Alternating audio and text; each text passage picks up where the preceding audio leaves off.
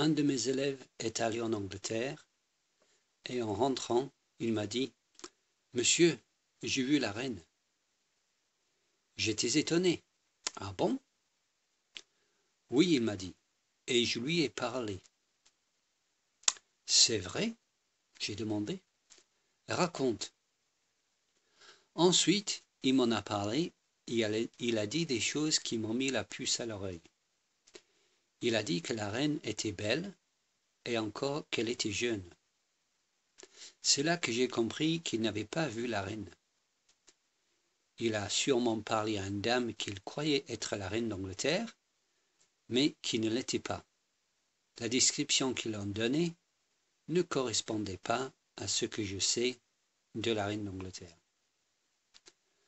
Pour ne pas être comme cet élève, je dois inclure dans ma série sur Dieu et ses attributs ce message sur la colère de Dieu. Pour ne pas être comme cet élève, je dois inclure dans ma série sur Dieu ce message sur la colère de Dieu. Avant de prendre la décision de prêcher sur ce sujet difficile, j'ai commencé par me poser deux questions. Premièrement, est-ce que la Bible parle de la colère de Dieu? La réponse est oui. Il y a plus de 580 références à la colère de Dieu dans la Bible. Plus de 580. La Bible parle plus de sa colère que de son amour et de sa miséricorde. Donc, je dois en parler. Si je boucle ma série sur Dieu sans parler de sa colère, je serai comme cet élève.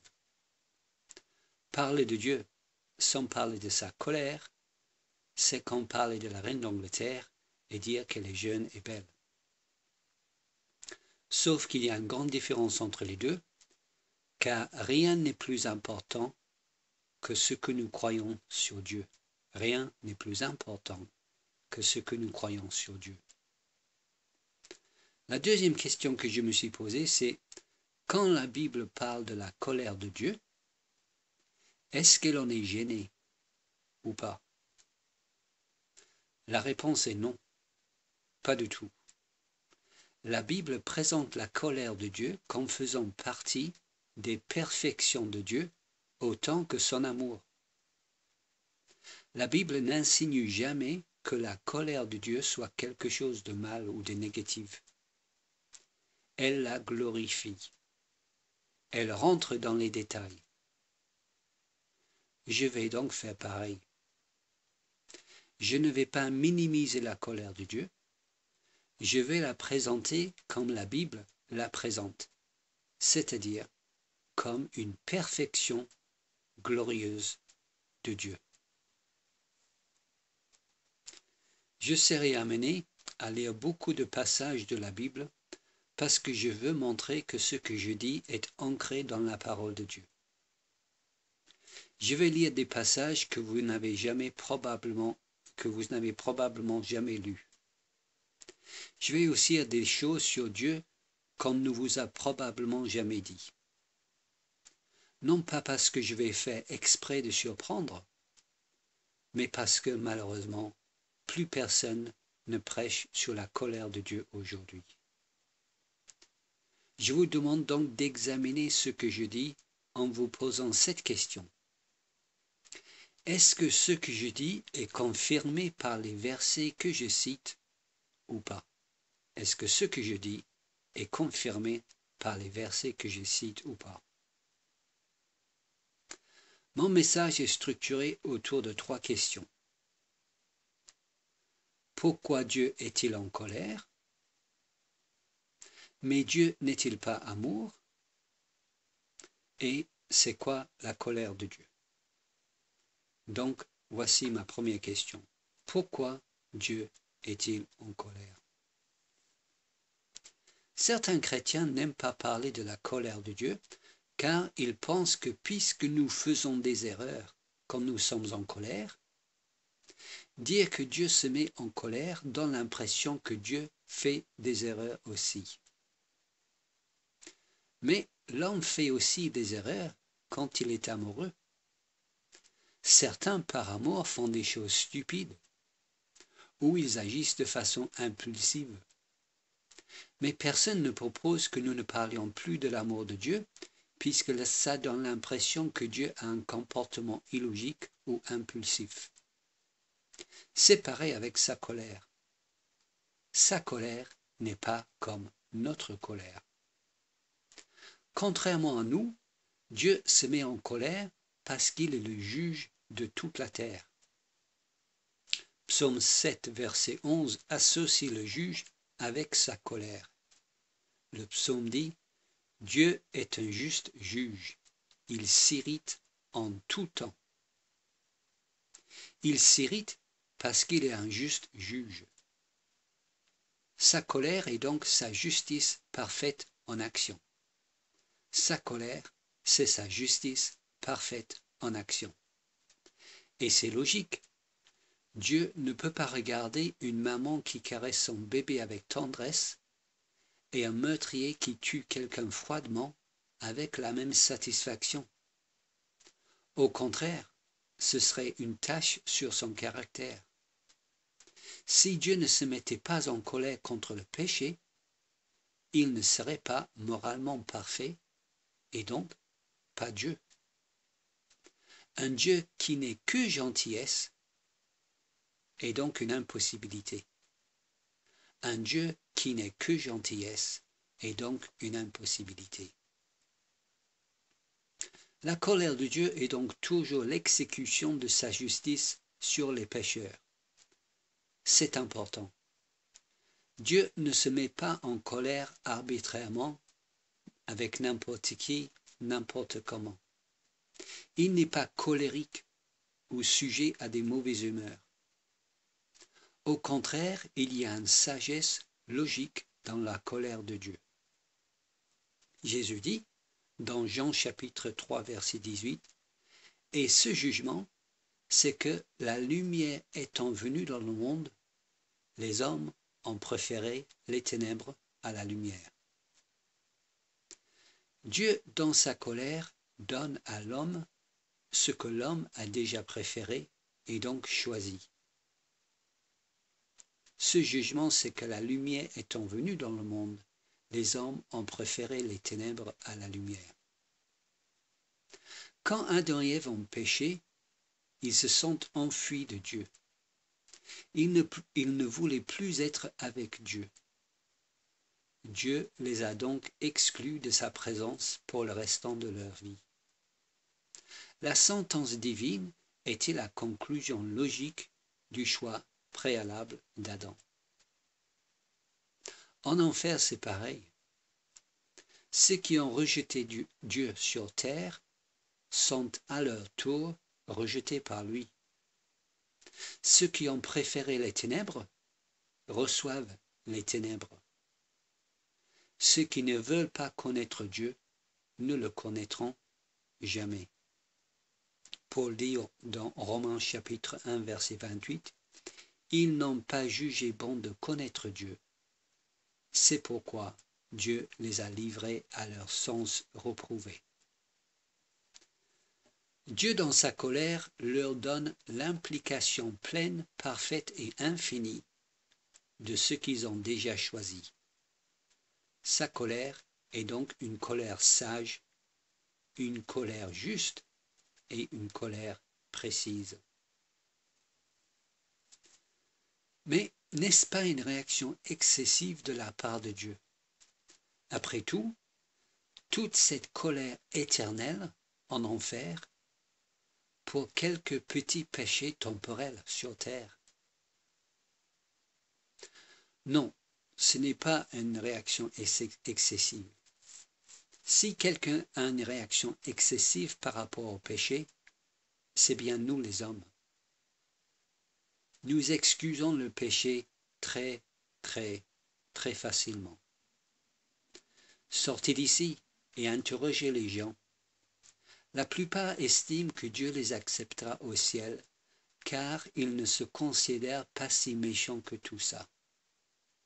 Vous connaissez leur argumentation. Il y a pire que moi. Je n'ai jamais fait mal à personne. J'étais pareil. Je vivais une vie de péché et j'étais convaincu que Dieu me souriait. Dieu était pour moi un gentil grand-père au ciel qui comprenait mes faiblesses et voyait que j'avais un bon fond. Si tu crois ça, si tu comptes là-dessus, je suis là pour te dire que c'est un mensonge du diable. Il suffit de lire les 3 premiers chapitres de la Bible. Toute la misère humaine, toutes les maladies, toutes les catastrophes naturelles qui tuent des milliers d'hommes chaque année depuis le début du monde, tous les accidents, toutes les guerres de toute l'histoire, tous les meurtres, les viols, les vols, sont la conséquence d'une seule action. Un couple a goûté un fruit que Dieu avait interdit. Adam et Ève, ils n'ont tué personne. Ils ont tout simplement goûté un fruit.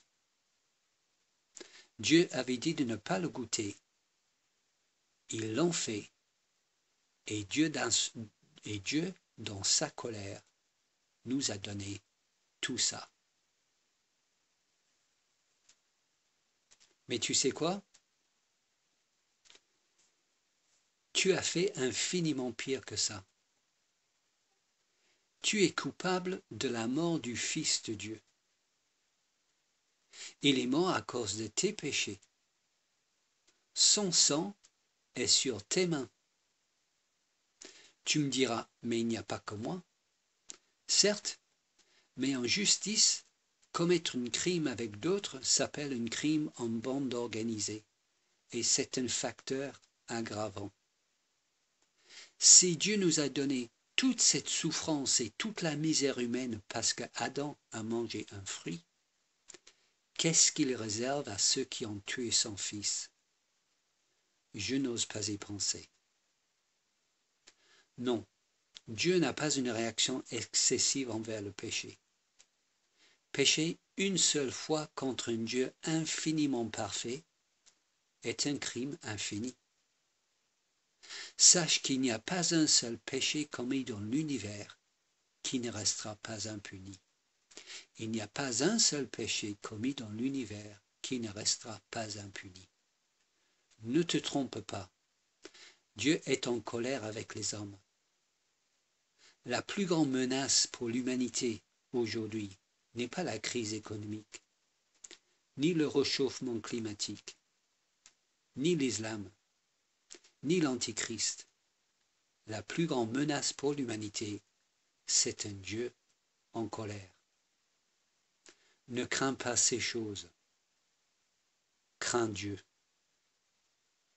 Proverbe chapitre 1 verset 7 dit: La crainte de l'Éternel est le commencement de la sagesse. Et voici pourquoi. Prenez garde donc, vous qui oubliez Dieu, sinon je vous déchirerai et nul ne vous délivrera. Psaume 50 verset 22. Car voici l'Éternel arrive dans un feu, et ses chars sont comme un tourbillon.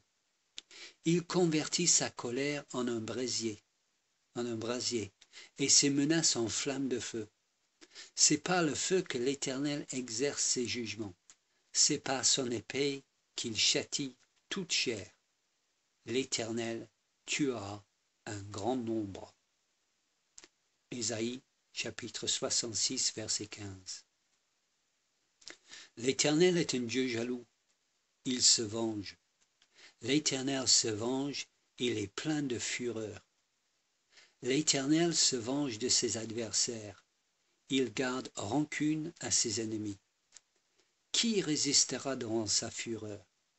Qui tiendra contre son ardente colère? Sa fureur se répand comme le feu, et les rochers se brisent devant lui. Nahum, chapitre 1, versets 1 à 6. Fouet qui claque, fracas des roues, des chevaux au galop, déferlement de chars, charge des cavaliers, flamboiement des épées, éclair des lances, blessés sans nombre, amas de corps, à perte de vue des cadavres, en trébuche sur eux. Voici, j'en veux à toi, dit l'Éternel des armées.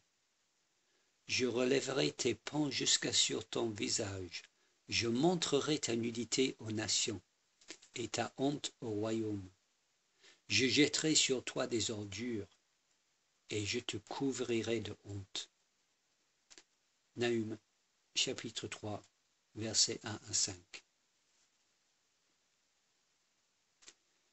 Tu crois toujours que ce gentil grand-père dans les cieux t'accueillera au ciel en disant « Je sais que tu as fait des erreurs, mais après tout, l'erreur est humaine. Tu as un bon fond. Viens avec moi, mon pote. » Ceux qui te disent ça te mentent. Moi, je te dis, à la lumière de ces versets, avec l'autorité de la parole de Dieu, moi je te dis que tu n'es pas en sécurité. La réalité, si tu n'es pas en Christ, est que tu marches sur une fine couche de glace, sous laquelle il y a l'abîme, et chaque péché que tu commets est un poids supplémentaire dont Dieu te charge, jusqu'au jour où la glace brisera sous le poids de tes péchés. Et là, tu tomberas dans les mains de ce feu dévorant qui est Dieu. La Bible dit, c'est une chose terrible de tomber entre les mains du Dieu vivant. Pourquoi Dieu est-il en colère? Dieu est en colère parce que le péché est infiniment grave. Et nous sommes tous des pécheurs. Ma deuxième question. Mais Dieu n'est-il pas amour? Quand on parle de la colère de Dieu, certaines personnes disent « Mais Dieu est amour ». Et c'est vrai. La Bible dit 2 fois « Dieu est amour ». Première épître de Jean, chapitre 4, verset 8. Et d'ailleurs, en passant, je vous invite à aller voir ma vidéo qui s'appelle « Dieu est amour ». Et c'est vrai que Dieu aime. J'ai envie de dire ici que Dieu aime les évangéliques. Dieu aime les fondamentalistes chrétiens. Par fondamentalistes chrétiens, je veux dire ceux qui croient le livre de la Genèse, que le livre de la Genèse est un livre historique, pas une mythologie, et que la foi seule, en Jésus-Christ seul, sauve. Ces gens-là, Dieu les aime. Dieu est amour. Mais l'amour n'est pas Dieu. L'amour n'est pas Dieu. Si l'amour était Dieu, eh bien Dieu ne serait que l'amour. Mais l'amour n'est pas Dieu. Dieu ne se résume pas à l'amour. Au contraire, nous avons vu qu'un Dieu qui n'est que amour est une impossibilité. Si Dieu est amour, il doit détester aussi. Parce qu'il aime ses enfants, il doit détester ceux qui menacent leur salut. Et en effet, selon la Bible, il y a des choses que Dieu déteste. Dieu a des choses en abomination. Alors, que déteste-t-il? Tout bon chrétien répond, eh bien, Dieu déteste le péché. Et c'est vrai. Mais Dieu ne déteste pas seulement les actes. Dieu déteste aussi les gens qui font ces actes. Oui, mes amis, vous m'avez bien entendu. J'ai dit que Dieu déteste aussi les gens qui font ces actes. Ceci est devenu un vrai sujet tabou parmi les chrétiens, même parmi les évangéliques. Notre idée de Dieu est tellement influencée par le monde que quelqu'un comme moi, qui dit que Dieu déteste le péché, et le pécheur aussi, est considéré comme anti-biblique. Alors, je vous pose la question. Croyez-vous que ceci est la parole de Dieu? Croyez-vous que la Bible est la parole de Dieu? Pour reconnaître que Dieu déteste non seulement le péché, mais le pécheur avec, il vous faudrait combien de versets bibliques pour prouver ce que je dis? Combien de versets bibliques devrais-je vous montrer pour que vous croyiez ce que je dis? 1, 2, 3, 5, 10, 20? Ou est-ce que votre idée de Dieu est tellement corrompue par le monde qu'aucun nombre ne vous suffira? Par un souci de temps, voici 10 versets bibliques qui prouvent que Dieu déteste non seulement le péché, mais aussi des pécheurs. Bref, que Dieu déteste certains hommes. Tuez tous ceux qui font le mal. Les assassins et les trompeurs sont en horreur à l'Éternel. Psaume 5, verset 6. L'Éternel déteste le méchant et celui qui aime la violence. Psaume 11, verset 5. L'Éternel a en horreur les hommes pervers. Proverbes 3, verset 32. Il y a 6 choses que hait l'Éternel, et même 7 qu'il a en horreur. Le faux témoin qui dit des mensonges, et celui qui excite des querelles entre frères. Proverbe 6, verset 16. Celui qui acquitte le coupable et celui qui condamne le juste sont tous deux en abomination à l'Éternel. Proverbe 17, verset 15. Mais là, il y a des voix chrétiennes qui se lèvent, même évangéliques malheureusement, qui disent « Oh là là, il faut faire attention avec les psaumes et les proverbes. Après tout, c'est juste des hommes qui parlent de Dieu. » Comme s'il y a des parties de la Bible qui parlent de Dieu sans être inspirées par Dieu. Alors pour ces gens qui croient que David et Salomon se trompent, voici des versets dans lesquels Dieu lui-même parle. Vous ne suivrez pas les coutumes des nations que je vais chasser devant vous, car c'est parce qu'elles ont commis toutes ces actions que je les ai en abomination. Lévitique chapitre 20 verset 23. Que personne n'interroge les morts, car quiconque fait ces choses est en abomination à l'Éternel. Deutéronome chapitre 18 verset 12. Et car quiconque commet une iniquité est en abomination à l'Éternel, ton Dieu.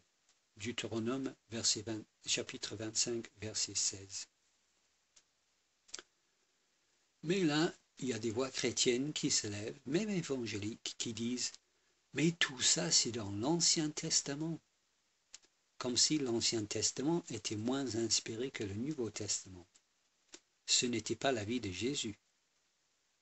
Alors pour ces gens qui rejettent l'Ancien Testament, dans le Nouveau Testament, Dieu décrit des gens qui prétendent le connaître, mais qui ne le connaissent pas comme étant détestables. Tite, chapitre 1, verset 16. Et dans le Nouveau Testament aussi, Dieu dit « J'ai aimé Jacob et j'ai haï Ésaü ». Romains, chapitre 9, verset 13. Voilà donc 10 versets dans la Bible qui disent que Dieu déteste et a en horreur, a en abomination des hommes. Quand nous disons donc à tous « Jésus t'aime », nous contredisons la Bible. Quand nous disons donc à tous « Jésus t'aime »,« Dieu t'aime », nous contredisons la Bible. Dieu déteste certaines personnes. Mais là, j'anticipe 5 argumentations contre ma position. Parce que pour certains chrétiens, même 10 versets ne suffisent pas pour les convaincre que Dieu déteste certaines personnes. La première argumentation dit ceci. Ce n'est pas vrai que Dieu déteste certaines personnes, puisque Dieu est le péché, mais il aime le pécheur.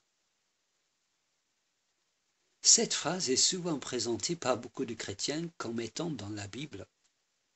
Moi, j'ai déjà entendu quelqu'un dire ce verset comme si elle était dire cette phrase comme si elle était dans la Bible. Mais il n'y a rien de semblable dans la Bible. En fait, cette phrase a été formulée par Gandhi. Mais Gandhi croyait que Jésus était inutile pour son salut. Et c'est lui qui va nous enseigner sur notre Dieu. Vous avez la parole de Dieu et vous êtes instruit par Gandhi. Si vous préférez la phrase de Gandhi à ces 10 versets bibliques que je vous ai cités, alors mes amis, allez jusqu'au bout de votre logique, devenez hindou.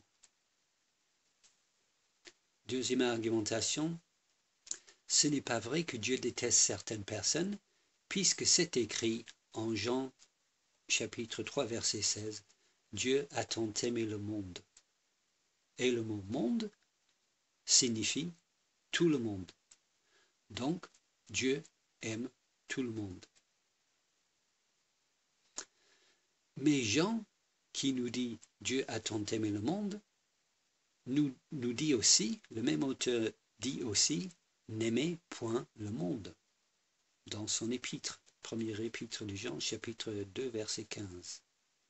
C'est le même mot grec, cosmos, monde, et c'est le même auteur Jean qui écrit Dieu a tant aimé le monde et qui écrit n'aimez pas le monde.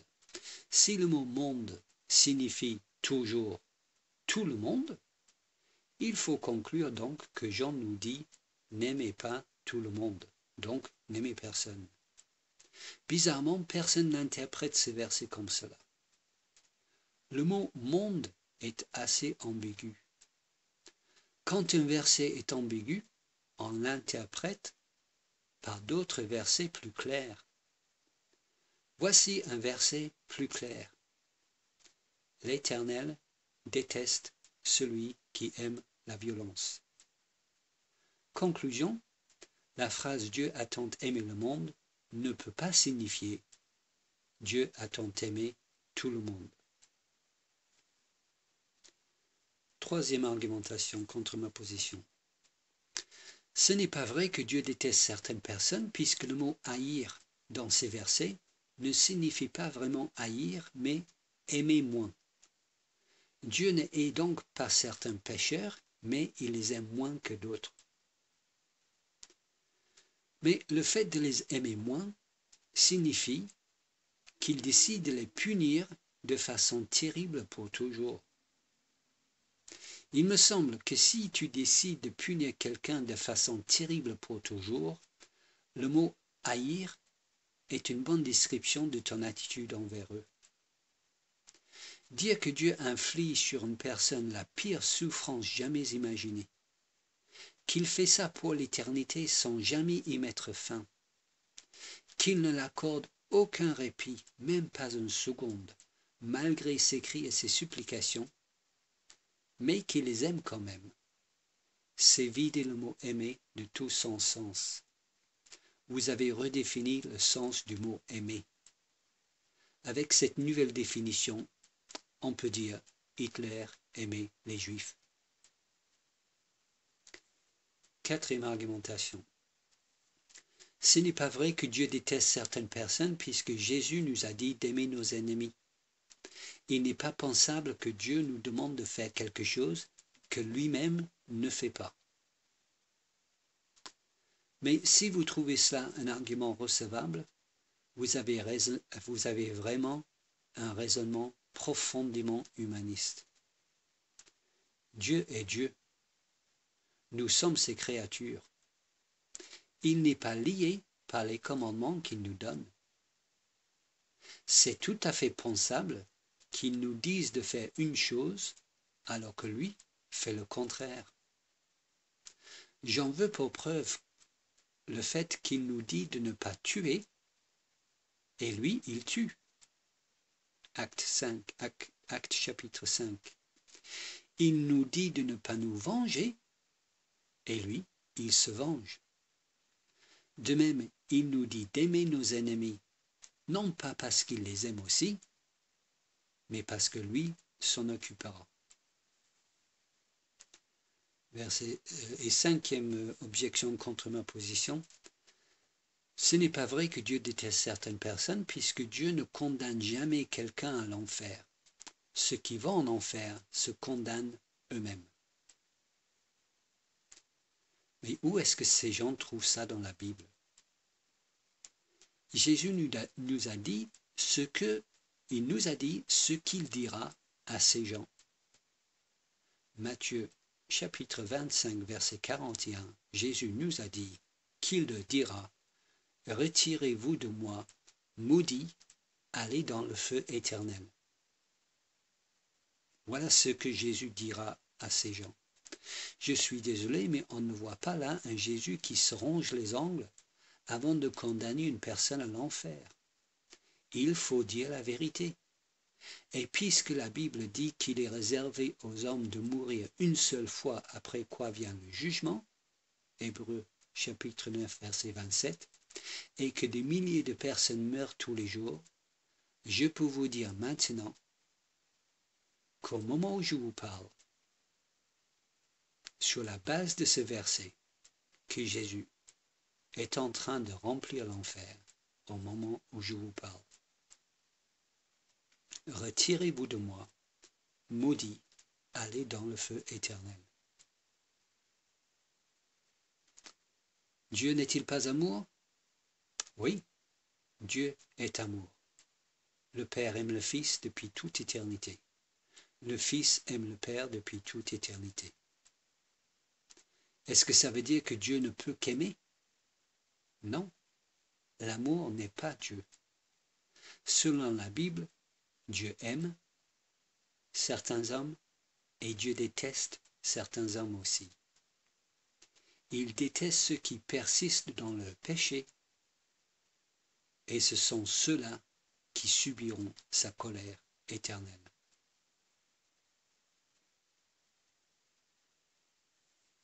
Et ma troisième et dernière question, c'est quoi la colère de Dieu? C'est quoi la colère de Dieu? Pour finir, je vais essayer de montrer ce que c'est la colère de Dieu, ce à quoi elle ressemble.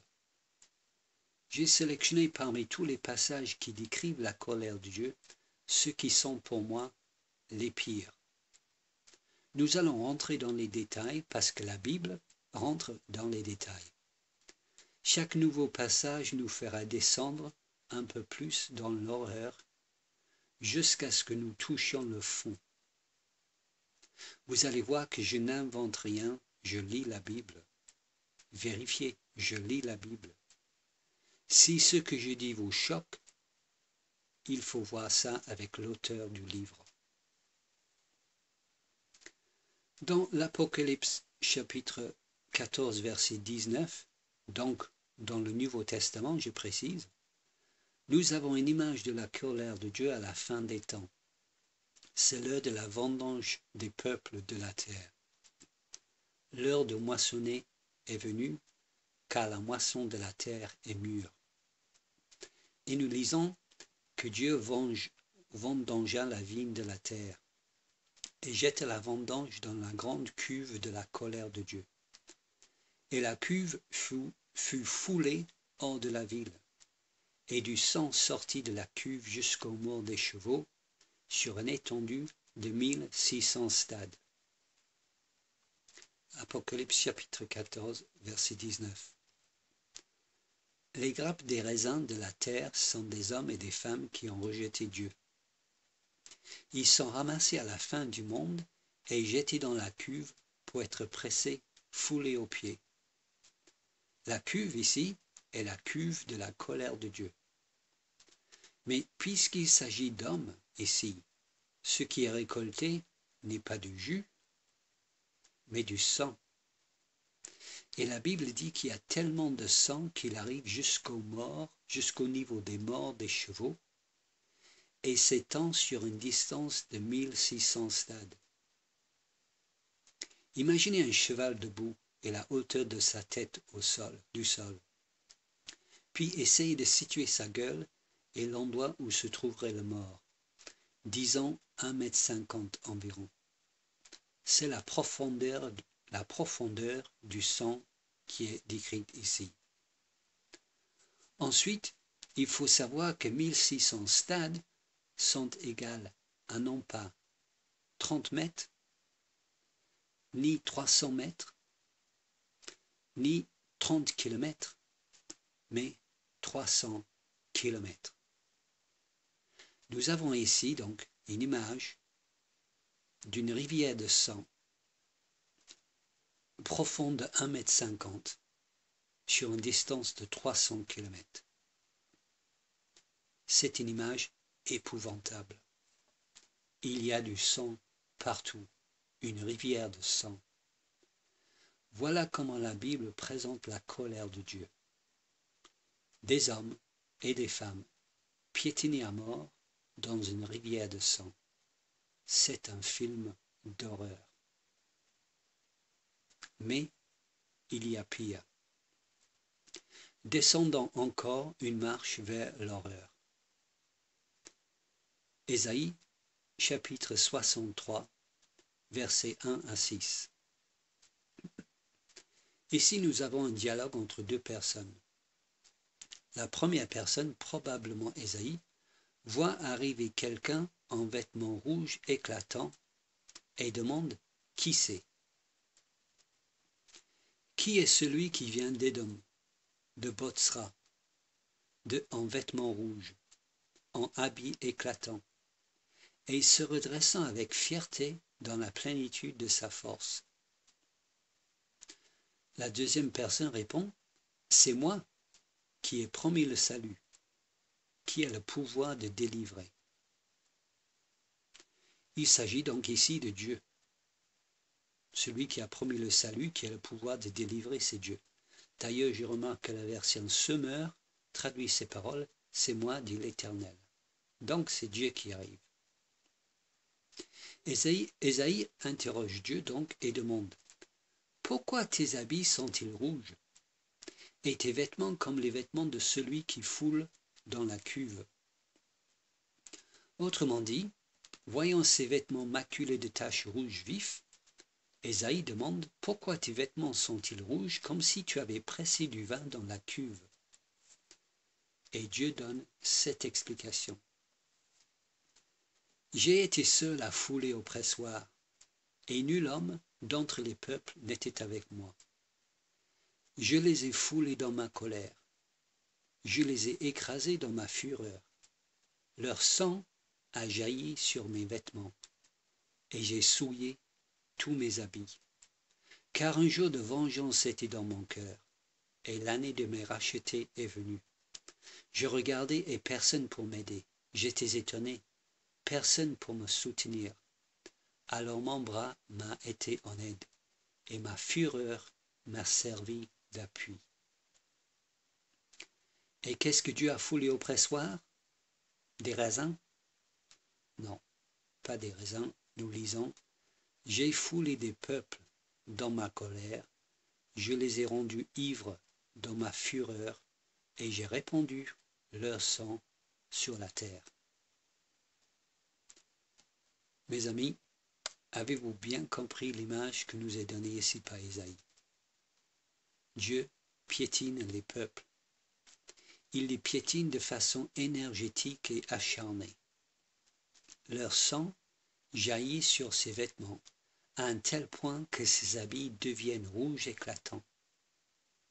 C'est une image terrifiante de la fureur de Dieu.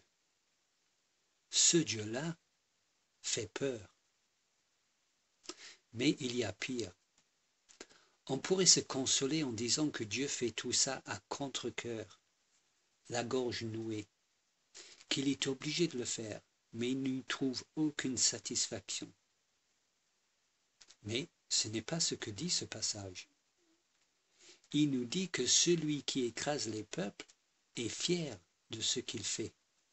En verset 1, nous lisons « Qui est celui qui vient en vêtements rouges, se redressant avec fierté dans la plénitude de sa force ?»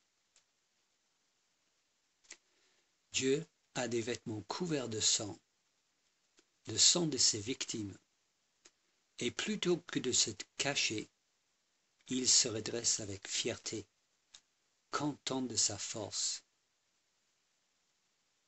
Seigneur, aie pitié de nous. Mais il y a encore pire. Descendons encore une marche, et là, nous toucherons le fond de l'horreur. J'ai trouvé d'autres passages où Dieu nous dit précisément son sentiment envers ceux qui subissent sa terreur. Et c'est encore plus terrifiant que la fierté. Mais qu'est-ce qui peut être plus terrifiant que la fierté? Qu'est-ce qui peut être plus terrifiant qu'un Dieu qui est fier de faire souffrir, comme dans le passage d'Ésaïe? Qu'est-ce qui peut être pire que ça? Eh bien, pire que ça, c'est la moquerie. Oui, la moquerie. Nous lisons dans Proverbes chapitre 1, verset 26, « Lorsque le malheur fondra sur vous, je rirai, et quand la terreur vous saisira, je me moquerai. » Psaume chapitre 2, versets 4 et 5, « Celui qui siège dans les cieux rit, le Seigneur se moque d'eux, et les épouvante dans sa fureur. » Le Seigneur se moque d'eux, et les épouvante dans sa fureur. Mes amis, la Bible nous dit que Dieu rit quand il épouvante les hommes. La Bible a un nom pour ça. Ça s'appelle la vengeance. L'Éternel se moque du méchant, car il voit venir le jour de sa perte. Psaume 37, verset 13. L'Éternel se moque du méchant, car il voit venir le jour de sa perte. C'est la vengeance terrible de Dieu. Dieu rit en anticipant le jour où le méchant se trouvera en enfer. Dieu rit aujourd'hui en anticipant le jour où le méchant se trouvera en enfer. Là, Dieu le tiendra et se vengera, et sa vengeance sera terrible et éternelle. Voilà, nous sommes au bout de notre étude sur la colère de Dieu, et à l'arrivée, nous avons le Créateur de l'univers, qui dans sa fureur écrase les peuples de la terre jusqu'à tacher ses vêtements et faire couler des rivières de sang. Il agit avec fierté, et même en se moquant de leur terreur. Ça donne la chair de poule, et c'est fait pour. Dieu est l'être le plus terrifiant qui existe. Jacques nous dit que même les démons tremblent devant lui. Ils peuvent rassembler une armée gigantesque avec Satan à la tête. Mais quand ce Dieu-là se montre, ils tremblent tous comme des enfants transis de froid. Je conclus donc. Mon ami, n'affronte pas ce Dieu qui fait trembler même les démons. N'affronte pas ce Dieu qui fait trembler même les démons. Tu ne survivrais pas une seconde. Cours vers Jésus. Lui seul sera un refuge pour toi. Jésus est le refuge contre ce Dieu terrible.